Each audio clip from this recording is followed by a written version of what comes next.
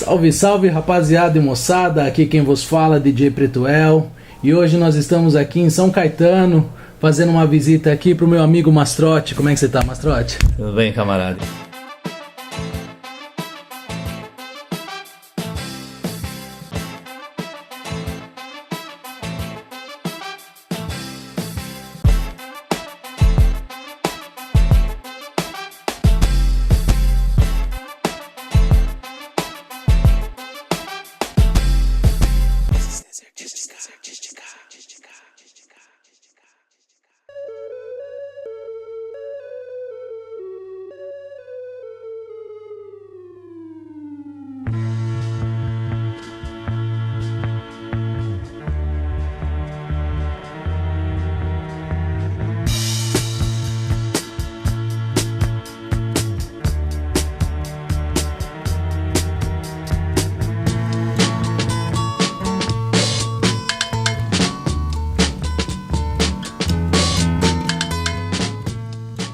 Pra gente começar essa entrevista, eu queria que você falasse um pouco a respeito do seu trabalho, né? Um pouco da sua história.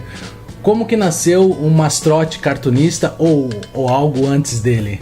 Ok, bom, tem muita coisa para falar, vou tentar resumir. Né? O que é um desenhista? Uma vez é atribuído ao Ziraldo essa frase, né? Que desenhista é uma criança que não parou de desenhar, né? E aí ele vira profissional em algum momento, porque ele gosta muito do que faz. Eu começo a estudar desenho, começo a desenhar na escola espontaneamente, e estudar desenho com 7 anos de idade, por indicação assim de uma professora, de prézinho ainda, Dona Zita. E aí minha mãe tentou ter contato com professores, e naquela época eu morava na periferia de Santo André, então assim, o contato que se tinha com escolas era muito pequeno, não existiam praticamente escolas de cartoon, de quadrinho, não existia. O que existiam eram alguns estúdios que abriam, né, o espaço para alguns aprendizes ali, para alguns alunos. Mas a gente não teve contato com isso não. Minha mãe conheceu, através de indicações, uma senhora, Dona Diva, que ensinava pintura. Então aos 7 anos eu fui aprender pintura. Entendi. Primeiro crayon, né? Olhando e desenhando algumas gravuras, para ele depois tinta a óleo. Era muito precoce para fazer tinta a óleo, mas é o que tinha naquele momento. Ainda com 7 anos? Sim. Tá. Aí eu fiquei pelo menos uns 2 anos ali. Depois teve um contato com um professor Plínio, que trabalhava ainda nas indústrias Matarazzo, acho que era o finalzinho das indústrias Matarazzo, fazia estampas para tecidos, então ele tinha o seu ateliê. Cheguei a ter algumas aulas com ele. Um pouquinho mais tarde eu fui para a Fundação das Artes, aqui de São Caetano do Sul, que sempre foi uma referência na área de arte. Tive aula com a gravurista Vânia Pereira, que dava aula de artes plásticas. Então aí a gente tinha contato com todas as manifestações, estilo, linóleo, grafite, cerâmica, enfim, foi muito rico nesse sentido. Hoje em dia tem muita gente que usa tablet, então já desenha direto no tablet. E é bom a gente esclarecer assim, o tablet ele não desenha, é uma ultra caneta inteligente, né? Inteligente assim, em termos de técnica ela te dá muito mais do que um material orgânico. Porém, como a gente é dessa geração que pegou o lápis e foi desenvolvendo, e caneta e tinta, né? Uma coisa não exclui a outra. Então para mim o lápis é importante, e as canetas pretas aí são importantes, o seu trabalho do desenho ao vivo é muito importante isso, e o tablet tem seu lugar, assim como o material orgânico também tem, né? Para fazer as tiras de jornal, para fazer os cartoons, para fazer as charges, o que eu costumo fazer? Me utilizo do papel, vou digitalizar esse traço, tratar o traço, né? Para ficar bem forte. E aí sim dá uma colorização ali no software, quer dizer, eu não me utilizo da parte digital totalmente, sim parcialmente, que é o que a minha geração faz e que é o que muita gente da nova geração também faz. Quando eu fiquei sabendo que existiam cursos disso, eu já publicava, porque aí eu comecei a publicar com 15 anos. Entendi. Tive contato com o estúdio Maurício de Souza num determinado momento. Meu avô, inclusive, que me levou ao estúdio e tal. E assim, naquela época, o Maurício selecionava garotos, né, pessoas, adolescentes, tinham mais ou menos um traço interessante, que gostavam de desenhar, e a recomendação era, ele mesmo atendia as pessoas, dava algumas dicas de como desenhar os personagens, e aí a gente ia mostrando os desenhos de tempos em tempos, a evolução do traço. Quando houvesse necessidade e abertura no estúdio de novos auxiliares, ele contratava esses auxiliares. Tudo bem. Eu fiquei alguns meses fazendo isso, de repente, já com 14 anos ainda, de repente eu falei assim, acho que eu não vou fazer os personagens do Maurício, acho que eu quero fazer os meus. E aí com 15 eu começo a publicar, com 14 eu crio o Cubinho, ainda com uma outra forma. É aí que nasce o Cubinho. Aí que nasce o Cubinho. Assim como um grande cartunista que você também é um grande apreciador de música. Sim. Né? E também sei que você é um grande fã dos Beatles. Ok. Fala aí, cara, um pouquinho a respeito dessa paixão, como que se deu, né? Como que você chegou nos Beatles, cara? Bom, assim, Beatles eu ouço desde criança, mas ele, na verdade, os Beatles, eu sou de 60, então, por exemplo, quando os Beatles estouraram, a Beatlemania estourou em 64, eu tinha 4 anos, vamos lembrar que a gente está no Brasil, então, assim, as coisas chegaram com um delay, né? Não era exatamente praticamente quase um ano depois as coisas foram acontecer aqui. Então, assim, eu fui perceber melhor os Beatles quando eu estava com uns 10 anos de idade, e aí depois eu vim a ter, assim, amigos que gostavam muito dos Beatles, alguns cartunistas, o Fernando Moretti, assim, que é um grande amigo que assim, hoje em dia a gente não tem tanto contato, mas tínhamos um contato muito grande e curtia, tinha banda, falava muito, e aí você começa a ler para começar a entender qual é o papel dos Beatles, né? E quando você pesquisa, você percebe que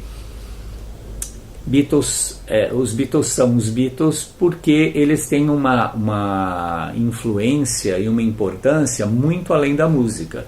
Tem impacto social muito grande, né? Porque o jovem naquela época, ele não era, antes de Beatles, ele não era considerado assim, ele não era valorizado como cidadão, né? A gente tinha um contexto do pós-guerra, um contexto da educação também muito diferente da de hoje, muita repressão, e quando o Beatles surgiu, ele veio dar voz a esses jovens, e lógico, ele acabou puxando, né, um séquito de bandas que também falavam a mesma coisa de formas diferentes, às vezes até em estilos diferentes, dentro do próprio rock e da música pop, né, utilizando assim esse formato para dar o seu recado, né, e aí foi um boom. Então, assim, Beatles acabou puxando de uma certa maneira um movimento social e esbarrando até no político, onde acabou dando uma certa voz, uma dignidade à juventude que acabou se colocando e acabou sendo valorizado de uma certa maneira. Aí a gente tem um contexto da Guerra do Vietnã, dos hippies, de Woodstock, né, das influências da música americana para os ingleses e depois essa retroalimentação, né, dos ingleses reverenciarem as raízes da música negra americana e valorizar, e eles serem valorizados no seu próprio país, que é bem interessante. Ele nasceu quando você tinha ali seus 15 anos.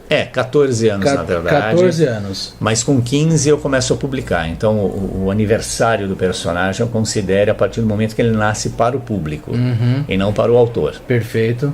Isso acontece aos 15 anos. Isso. Hoje em 2016, ele completa 41 anos. 41 anos já. De publicação. E daí, quando ele nasceu, qual que era a intenção de trazer esse personagem à vida? O que você imaginava com ele? Eu sei que esse personagem, ele já naquela época, quando ele nasceu, ele já trabalhava questões como questões ambientais, sociais e tudo mais. Conta um pouquinho pra gente a respeito dessa concepção do personagem.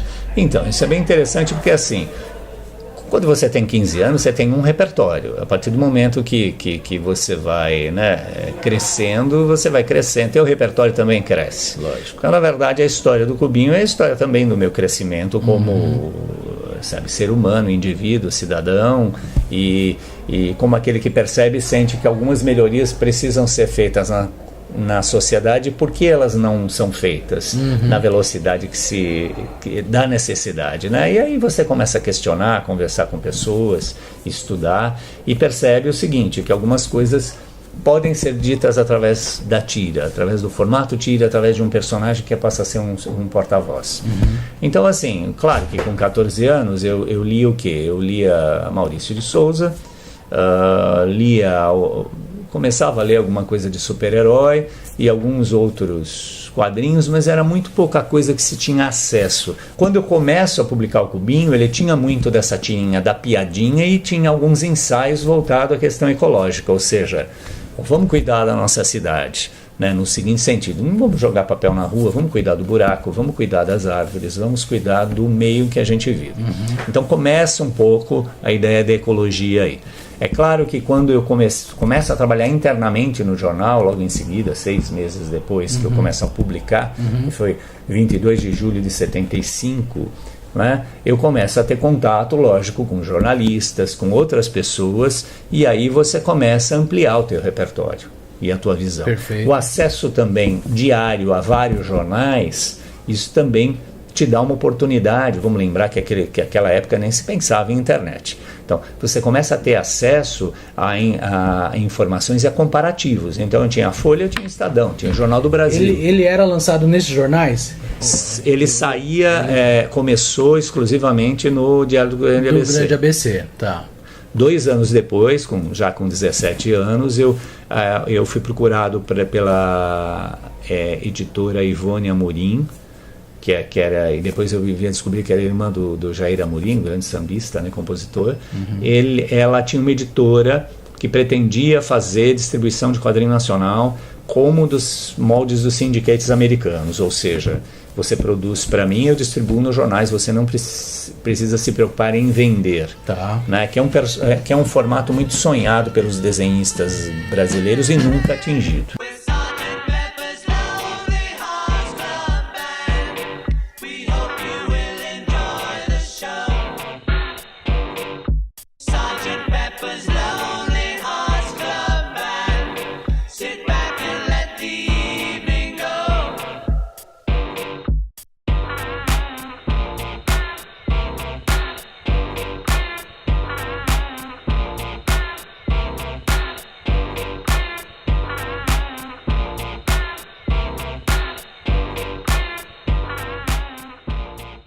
Você é professor de artes e também você trabalha numa universidade.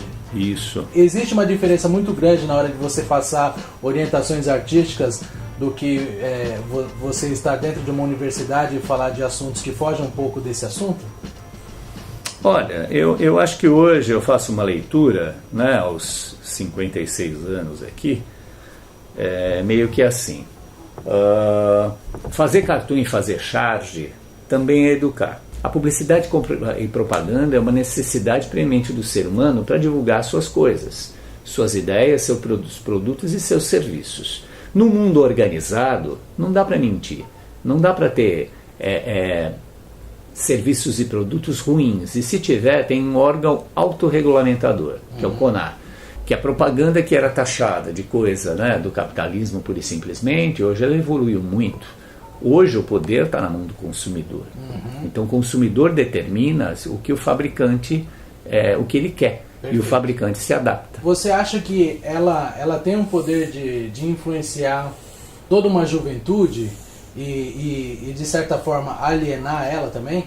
Ou não? Olha, eu vou resumir a questão humana, assim, uma reflexão minha, tá? O ser humano, em termos de educação, ele tem que tomar uma decisão em algum momento, em termos de consciência. Ou ele expande ou ele entorpece. Você, em algum momento na vida, vai ter essa decisão.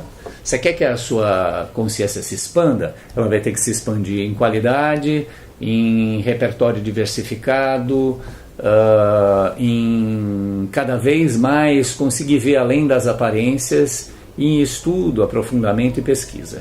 Você quer entorpecer? A sociedade dá um monte de jeito de entorpecer. Perfeito. Tanto com as drogas, lógico, ilícitas, as lícitas e outras drogas. Pode ser qualquer coisa, pode ser droga se você exagera na dose, né? Quer dizer, o álcool, o sexo, o trabalho exagerado sem considerar as outras coisas. Então, assim, quer dizer, ou você encara a expansão ou você foge de alguma forma, que é o entorpecimento, né? Tá. Como a minha atitude perante a vida é expandir e incentivar a expansão, então eu acho que a educação é a melhor forma, e a minha forma de linguagem é as aulas sim, mas o cartoon, a charge é o desenho. Então eu vejo uma conexão muito grande entre lecionar na universidade, criação, e fazer charge, fazer cartoon. Para mim é uma coisa só, com formas diferentes de atingir esse grande objetivo, que é incentivar a expansão de consciência. Tá. Você também tem um relacionamento muito grande com salões de humor, né? Sim. E um deles você é presidente de Paraguaçu. Sim. É isso. Você ainda continua presidente? Como que está essa relação ainda com os salões de humor? Então, vamos lá. A minha relação com o Salão de Humor começa logo em 76, que eu mandei um trabalho para o 2º ano da edição do Salão de Humor de Piracicaba, né? Uma piada do Cubinho que eu adaptei para o formato para o salão. Tá. E que foi exposto ali. Depois eu não participei mais de salão, ironicamente, por N razões. E, por ironia, em 2011, 2012, eu fui júri do próprio Salão de Humor de Piracicaba, né? Júri de seleção, que existem o júri de seleção e de premiação. Pois bem, vamos falar do Salão de Humor de Paraguaçu. O Salão de Humor de Paraguaçu vem de todo um trabalho de edição cooperativa de livros, independente, né? Onde eu conheci o Denis Mendes, né? Através de um contato com a irmã dele aqui em Mauá, de uma feira do livro que o Gilmar Barbosa teve um contato, e através do contato do Gilmar chegamos ao Denis, e aí o Denis queria fazer alguma coisa em Paraguaçu, que é uma cidade que não tinha movimento cultural algum, e principalmente muito menos de humor. Aí eu vim a conhecê-lo, ele publicou num livro chamado Isto é um Absurdo, né? Os Absurdos do País chamado Brasil. E aí a gente começou a conversar e apresentamos isso para o prefeito. Tá. E aí eu presidi esse salão do 1º ano. E aí depois a gente fez isso de forma rotativa. E eu sempre ajudando a fazer oficinas, coordenar e dando dicas para o Denis, porque o Denis não tinha essa experiência. Entendi. Você inclusive foi premiado, né? Fora do país, não foi? Você recebeu Sim. um prêmio. Fala um pouquinho a respeito dessa premiação. Como é que foi? Então, os salões de humor, vamos traduzir aí, são exposições de humor gráfico com prêmio em dinheiro. E menções honrosas, que são diplomas ou troféus. Pois bem, isso nós temos no mundo todo, né? No Brasil, o principal é o Salão de Humor de Piracicaba. No mundo você tem alguns polos. Você tem a Turquia, você tem o Irã, você tem Portugal, você tem ali na China tem alguma coisa... enfim, leste europeu você tem bastante, e na Europa, parte dela, você tem bastante salão de humor que é utilizado de forma voltada à cultura, ao entretenimento e principalmente à reflexão. Tá. É bem interessante. A questão política e social é bem colocada, então isso é bem desenvolvido. Eu comecei a participar depois de vários salões de humor e tive a felicidade de ganhar um prêmio, um 1º lugar na Turquia. Na verdade não era um salão de humor, uma ONG de direitos humanos na Turquia, que defende os direitos humanos na Turquia, que lançou um tema chamado Obediência e Autoridade. E aí eu criei um cartoon e, para minha felicidade, peguei um primeiro lugar. Esse foi o meu primeiro... Isso foi em que ano? Lugar, foi 2004. 2004, bacana. E aí depois, em seguida, eu peguei menção honrosa, que também é um prêmio de destaque no Irã, na Síria e na Coreia do Sul. Você é um artista que mora aqui na cidade de São Caetano, né? Nasceu aqui também. Sim. Legal. Mas a sua arte ela acaba indo para além dos territórios de São Caetano, né? Sim. E a gente sabe que São Caetano é a cidade mais rica que a gente tem aqui no grande ABC paulista. Como que é ser artista aqui em São Caetano, Mastrotti? Então, veja só uma coisa, eu não me sinto de São Caetano. Quem mora no ABC tem uma conexão muito grande com as outras cidades, inclusive com a capital.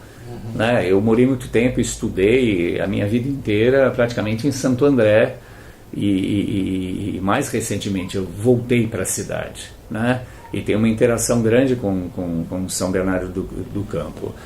Vamos lembrar o seguinte, São Caetano do Sul, né? Eu que nasci aqui, é uma cidade com 150 mil habitantes, que tem aí a sorte de ter uma grande montadora aqui e até há muito pouco tempo a grande loja de varejo, que é a Casas Bahia, né? Então você tem aí, fora outras indústrias. Então, por conta da autonomia que veio em 1947, que antes era uma parte de Santo André relegada a terceiro plano, a cidade começou a se desenvolver. Então hoje, vamos dizer assim, de uns 15 anos para cá, ouve-se falar que existe um certo padrão, né, de estudo, uma qualidade de vida e tudo mais. Mas isso foi uma coisa que foi acontecendo ao longo do tempo, né? Não foi assim da noite para o dia. Né? E outra, São Caetano é uma cidade muito pequena, são 15 quilômetros quadrados. Então você não tem mais área verde, você não tem mais onde crescer. E aí o que acontece? Quando algumas coisas já estão resolvidas, você começa a resolver outras questões.